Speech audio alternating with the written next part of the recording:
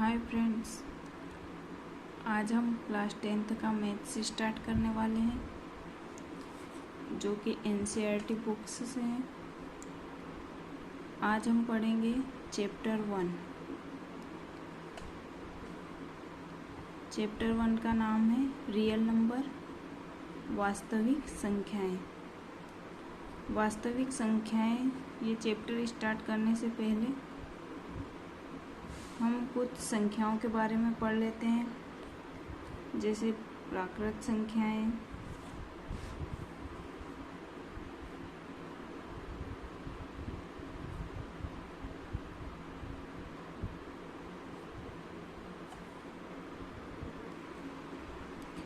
हम पढ़ेंगे प्राकृत संख्याएं, पूर्ण संख्याएं, पूर्णांक, परिमेय संख्याएं, अपरिमेय संख्याएं, सम संख्या, विषम संख्या, भाज्य संख्या और अभाज्य संख्या।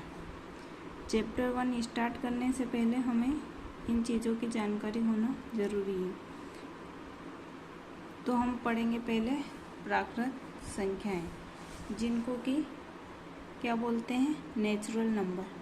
नेचुरल नंबर होता है जैसे हमें कोई गिनने का बोलेगा, हमें कुछ काउंटिंग करनी होगी तो हम कहाँ से स्टार्ट करेंगे, 1 से। 1 2 3 4 5। 1 से लेकर अनंत तक की संख्याओं को क्या बोला जाता है, प्राकृत संख्याएं। 1 2 3 4, जहाँ तक भी संख्याएं आती है उन्हें हम बोलेंगे प्राकृत संख्याएं। सेकंड नंबर पर आता है हमारा पूर्ण संख्याएं, जिन्हें कहते हैं होल नंबर्स। होल नंबर्स में 0 भी ऐड हो जाता है, बाकी सभी प्राकृत संख्या ही रहते हैं। 0 से लेकर अनंत तक की संख्याओं को पूर्ण संख्या कहा जाता है, जिसमें 0 1 2 3 4 अनंत तक की संख्याओं को बोलते हैं पूर्ण संख्याएं। फिर आता है पूर्णांक, जिन्हें कहते हैं इंटीजर्स। इंटीजर्स वे सभी संख्याएं, पूर्णांक संख्याएं किसे कहते हैं, पूर्णांक संख्याएं वे होती है ऋणात्मक 0 से लेकर धनात्मक में 1 2 3 4 और अनंत तक की संख्याएं, और ऋणात्मक में -1 -2 -3 -4 और ये भी अनंत तक। इन्हें बोलते हैं पूर्णांक। पूर्णांक संख्याओं के बाद आता है परिमेय संख्याएं। परिमेय संख्याओं को कहते हैं रैशनल नंबर। परिमेय संख्याएं वे होती है जिन्हें हम P/Q के रूप में लिख सकते हैं, वे कहलाती हैं परिमेय संख्याएं। परिमेय संख्याओं को हम P/Q के रूप में लिख सकते हैं, वे सभी क्या कहलाएगी, परिमेय संख्याएं। पर इसमें एक चीज़ होती है कि जिसमें Q बराबर 0 नहीं होना चाहिए, Q की जगह 0 नहीं होना चाहिए। जैसे सभी प्राकृत संख्या, सभी पूर्ण संख्याएं क्या होती है, सभी पूर्णांक परिमेय संख्याएं हो सकती हैं। जैसे 0/1, 2/1, 3/1, 4/1। सभी संख्याओं को 0 2 4 6 9 8 सभी परिमेय संख्याएं हो सकती है, क्योंकि इसके नीचे हमने 1 लगा दिया तो ये बन गई P/Q के रूप में, मतलब ये हो गई परिमेय संख्याएं। पर Q की जगह क्या नहीं होना चाहिए, 0। 2/0 नहीं होना चाहिए, क्योंकि अगर 2/0 होगा तो ये हो जाएगा इन्फिनिटी के बराबर, इसे हम इन्फिनिटी कहेंगे। इसलिए परिमेय संख्याएं वो होती है जिन्हें हम P/Q के रूप में लिख सकते हैं, वो होती है परिमेय संख्याएं। अब पढ़ेंगे अपरिमेय संख्याएं। अपरिमेय संख्याओं को बोलते हैं इनरेशनल नंबर। वे सभी संख्याएं जिन्हें P/Q के रूप में नहीं लिखा जा सकता है, वे कहलाती हैं अपरिमेय संख्याएं। अपरिमेय संख्याएं क्या होती है? जिन्हें p/q के रूप में नहीं लिखा जा सकता है, जैसे पाई, √2, √3, इन्हें हम अपरिमेय संख्याएं कहते हैं। पाई का मान क्या होता है? हम लिखते हैं 22/7, पर ये पाई का मान नहीं है। पाई का मान 22/7 क्या होता है? लगभग मानते हैं। सवाल को हल करने के लिए हम पाई का मान मान लेते हैं 22/7, पर यह लगभग मान है। पाई का मान हम मानते हैं 22/7, जो कि लगभग मान होता है। अब हम कहेंगे कि 22/7 तो p/q के रूप में लिखा हुआ है, तो ये परिमेय संख्या होगी, पर यह परिमेय संख्या नहीं है। कैसे? हम करके देखते हैं।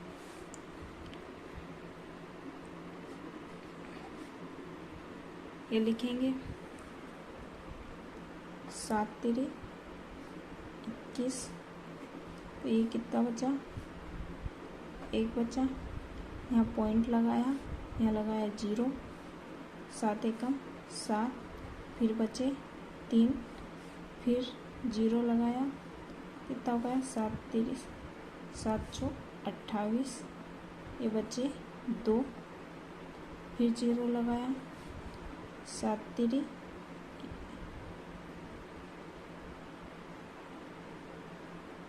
7×2 14, तो यहाँ कितने बचे?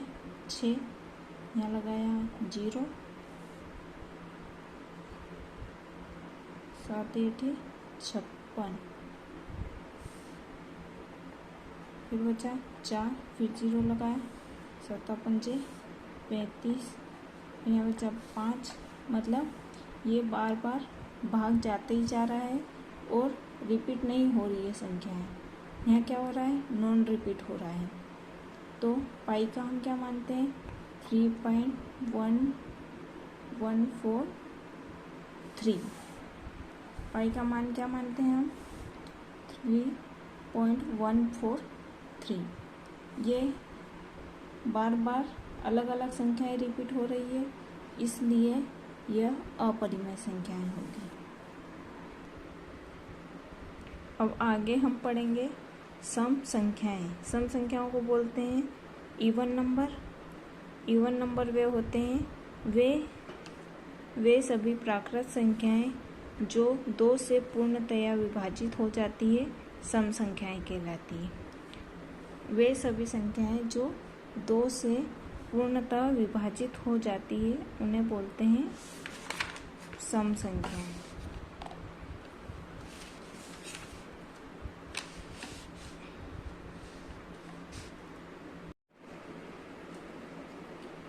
सम संख्या जैसे 2, 4, 6, 8, 10, ये 2 से पूर्णतः विभाजित होती है। 2 से 2 से भाग देंगे, 2 एकम 2। 4 को 2 से भाग देंगे, 2 एकम 2, 2 दूनी 4, ये 2। तो इस प्रकार वे संख्याएं जो 2 से पूर्णतः विभाजित हो जाती है, उन्हें सम संख्याएं कहते हैं। अब विषम संख्याएं क्या होती हैं? विषम संख्याएं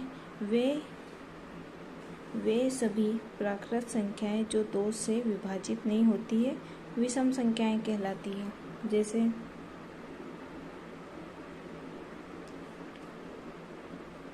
3, 5, 9, 11, 15, ये संख्याएं क्या है? जो 2 से विभाजित नहीं होती है, इन्हें क्या बोलते हैं? विषम संख्याएं।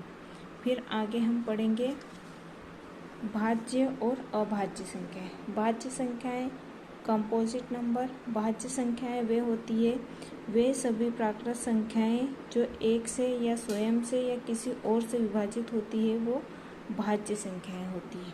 भाज्य संख्या क्या होती है?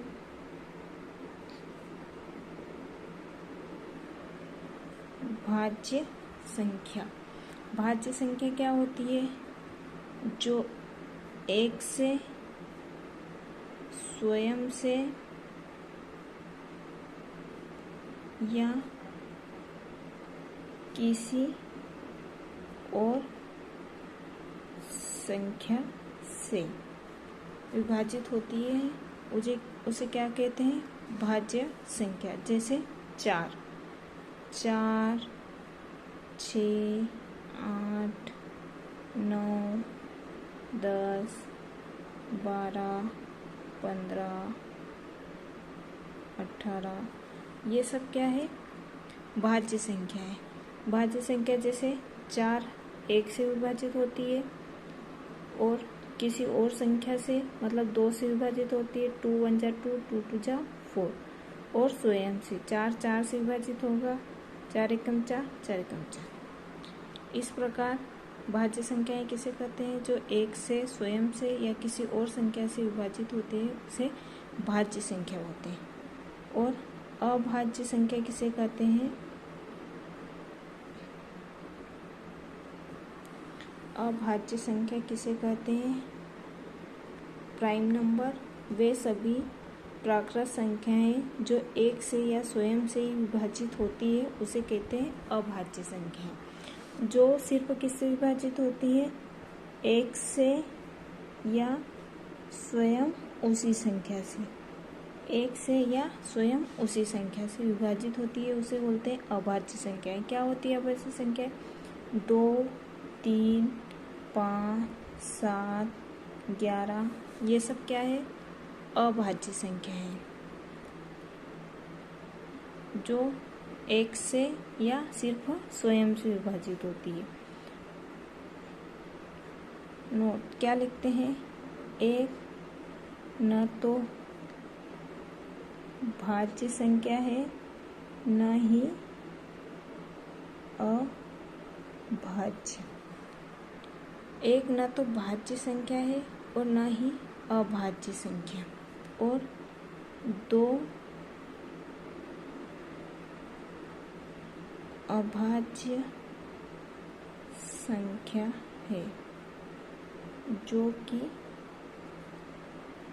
सम संख्या है। 2 एक ऐसी सम संख्या है जो कि अभाज्य है। अब हम पढ़ेंगे वास्तविक संख्याएं, रियल नंबर, जो कि हमारे चैप्टर का नाम है वास्तविक संख्याएं। वास्तविक संख्याएं किसे कहते हैं? क्या होती है वास्तविक संख्याएं? दुनिया में जितनी भी प्रकार की संख्याएं हमने देखी है सभी वास्तविक संख्याएं होती है। चाहे वो सम संख्या हो, विषम संख्या हो, भाज्य हो, अभाज्य हो, परिमेय संख्या हो, अपरिमेय संख्याएं हो या पूर्णांक हो, सभी संख्याएं क्या होती है? वास्तविक संख्याएं होती है।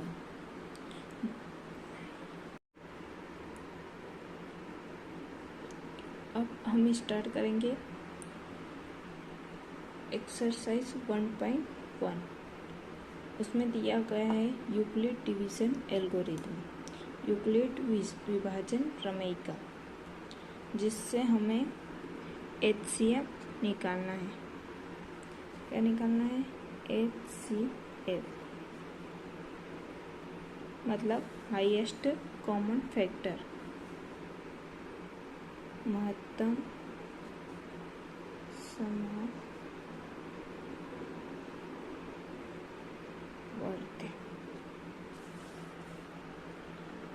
समापवर्त निकालना है हमें। तो HCF तो हमने पहले भी निकाला है बहुत बार, पर इसमें हमें यूक्लिड डिवीजन एल्गोरिथम से ही HCF फाइंड करना है। तो यूक्लिड डिवीजन मेथड एल्गोरिथम क्या है? क्या है यूक्लिड डिवीजन एल्गोरिथम? जहाँ A और B 2 धनात्मक पूर्णांक है और क्या है? A = B × Q + R, जहाँ 0 छोटा है R से, R छोटा है B से। तो यहाँ A, B, Q, R ये सब क्या है? ये हम पढ़ते हैं। हम यहाँ भाग देते हैं 7 को 2 से। 2 का भाग कितनी बार जाएगा? 2 तिया 6, माइनस करेंगे कितने बचेंगे 1। तो यहाँ r क्या है, r हो गया हमारा शेषफल और ये हो गया हमारा भागफल, जिसको कि हम बोलेंगे b, सॉरी q बोलेंगे इसको, q। ये हो गया हमारा b और ये हो गया हमारा a। इसे हम क्या लिखेंगे,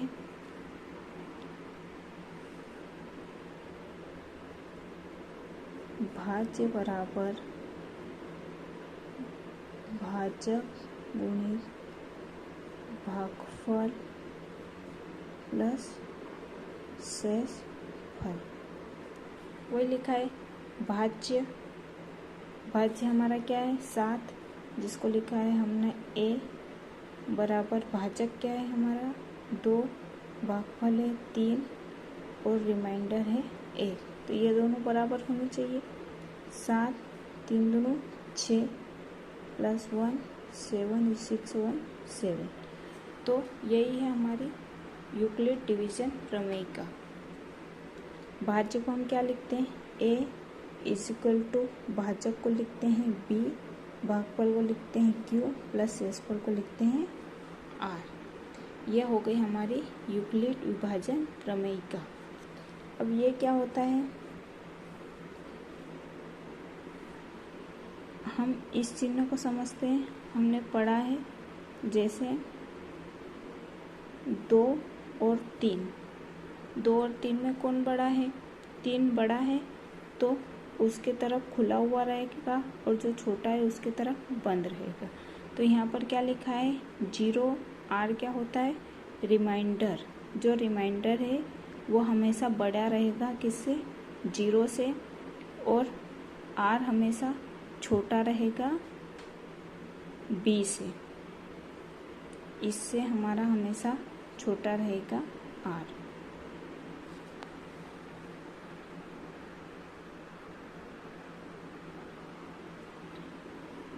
अब हम यूक्लिड डिवीजन एल्गोरिथम से एक एग्जांपल करके देख लेते हैं। जैसे हम किसका निकालते हैं 15 और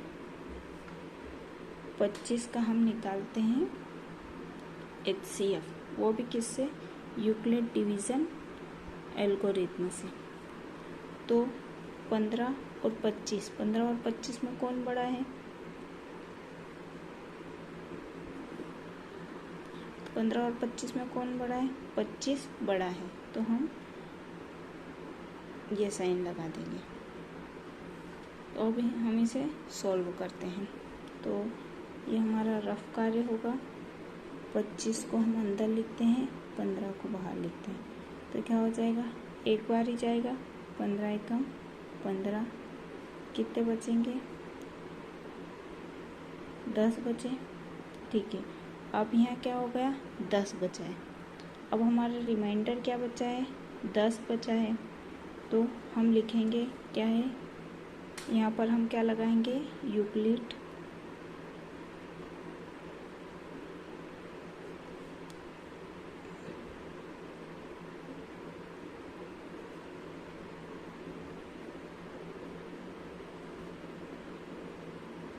प्रमेय का विभाजन द्वारा।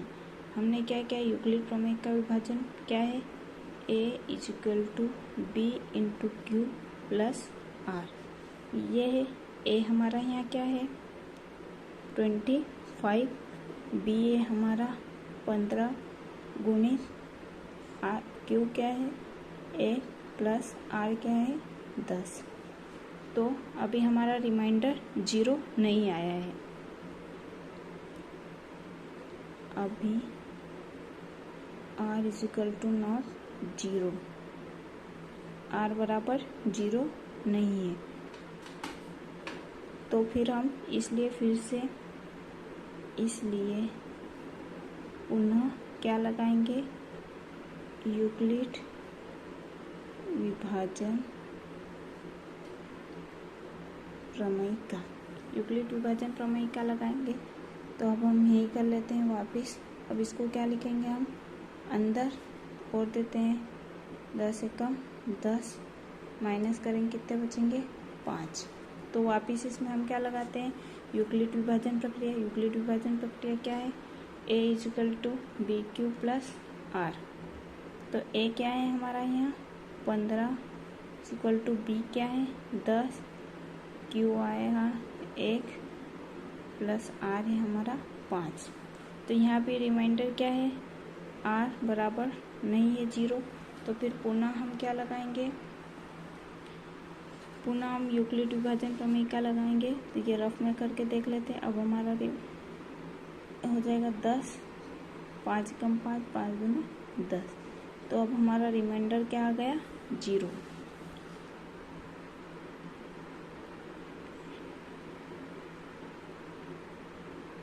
अब हमारा रिमाइंडर 0 आया।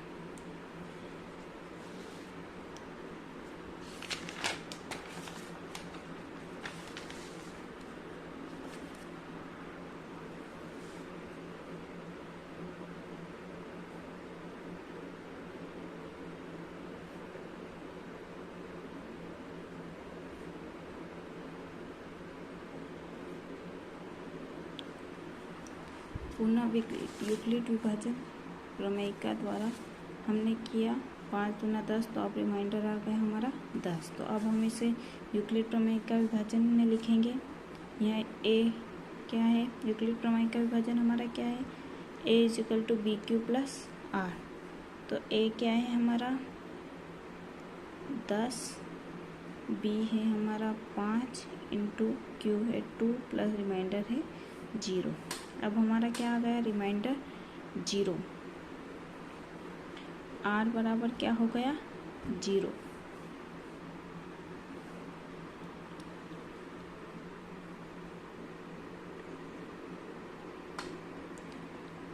r बराबर क्या आ गया 0।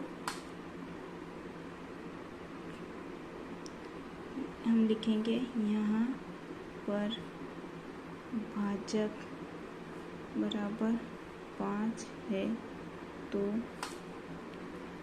15 व 25 का HCF हाईएस्ट कॉमन फैक्टर होगा 5। तो हाईएस्ट कॉमन फैक्टर क्या आ गया 5। इस प्रकार हम यूक्लिड विभाजन प्रमेय द्वारा एक्सरसाइज के सवालों को करेंगे।